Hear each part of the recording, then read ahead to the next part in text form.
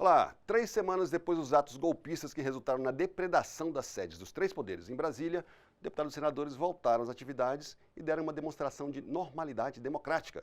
Teve posse dos parlamentares eleitos em outubro, eleição, ou melhor, reeleição dos presidentes das 2 casas, eleição de novo ministro do Tribunal de Contas da União e abertura oficial do ano legislativo, com a apresentação das prioridades dos 3 poderes.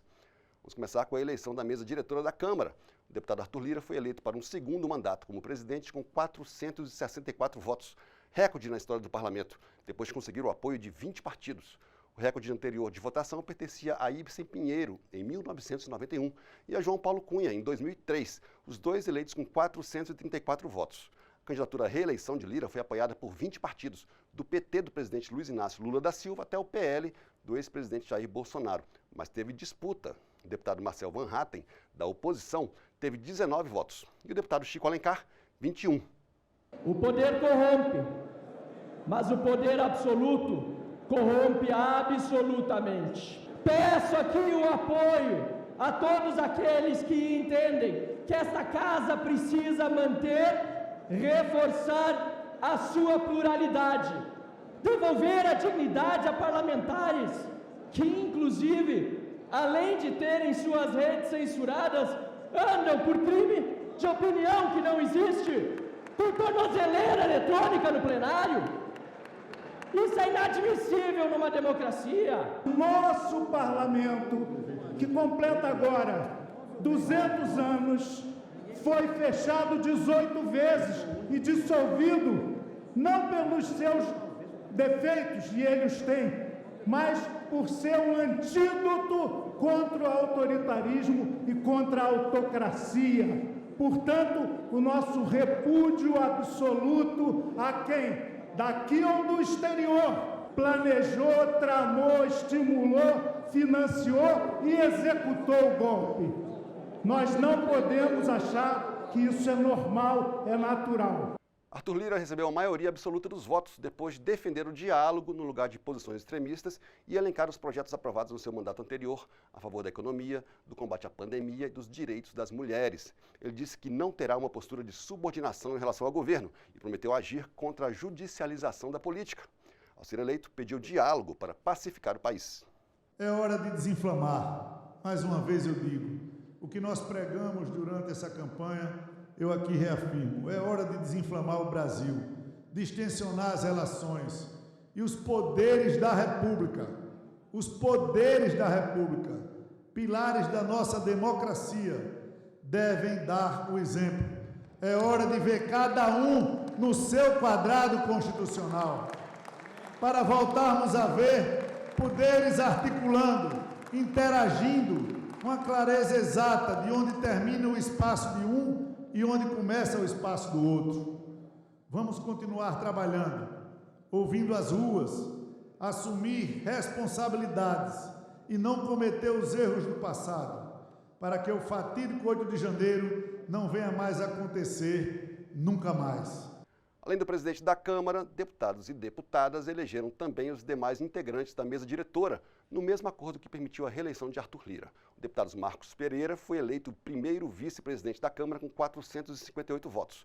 Sóstenes Cavalcante recebeu 385 votos para a segunda vice-presidência. Luciano Bivar foi eleito primeiro secretário com 411 votos. Maria do Rosário recebeu 371 votos para a segunda secretaria. Júlio César foi eleito terceiro secretário com 467 votos. E Lúcio Moschini foi eleito quarto secretário com 447. E não foi a única eleição na semana. A Câmara elegeu ainda o deputado Jonathan de Jesus para o cargo de ministro do Tribunal de Contas da União. Ele recebeu 239 votos em disputa com a deputada Soraya Santos e com o ex-deputado Fábio Ramalho. O TCU não existe para punir.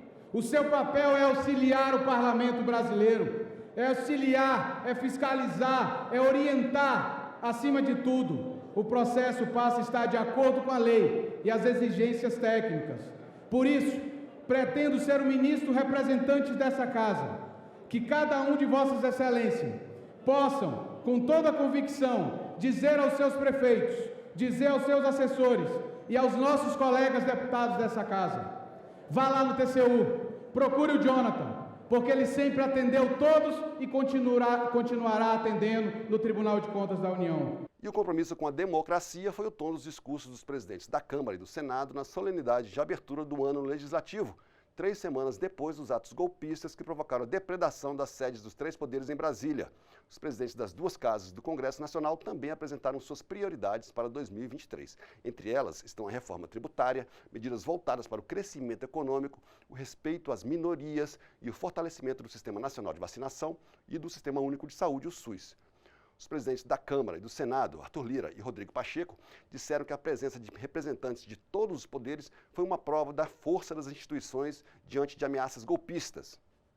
Este ano, temos mais um desafio, não menos importante, que é o de contribuir para a pacificação nacional. Somos, por excelência, abertos para que o confronto de ideias e divisões de mundo sirvam para somar e não para erguer barreiras de ódio e revanchismo. No parlamento, adversários se respeitam e trabalham juntos em prol dos mais elevados interesses nacionais. A polarização ideológica e a intolerância de qualquer espécie precisam urgentemente ser substituídas pelo espírito de união do nosso povo. Hoje, as famílias se encontram divididas, o país se encontra dividido e, como todos nós sabemos, senhoras e senhores, país dividido não cresce. A solenidade de abertura do ano legislativo ocorre sempre no dia 2 de fevereiro. Além dos presidentes da Câmara e do Senado, os presidentes da República e do Supremo Tribunal Federal também apresentam suas prioridades para o ano. A ministra Rosa Weber, presidente do Supremo Tribunal Federal, disse que os ataques aos 3 poderes não abalaram a democracia. E, na mensagem que enviou ao Congresso, o presidente Luiz Inácio Lula da Silva prometeu diálogo e a busca do consenso para a reconstrução do país. Além disso, anunciou prioridades como as novas regras para o controle de armas, medidas contra o desmatamento e escolas de tempo integral. E esses foram os principais acontecimentos na Câmara na primeira semana de trabalho de 2023. Vejo vocês semana que vem. Até lá!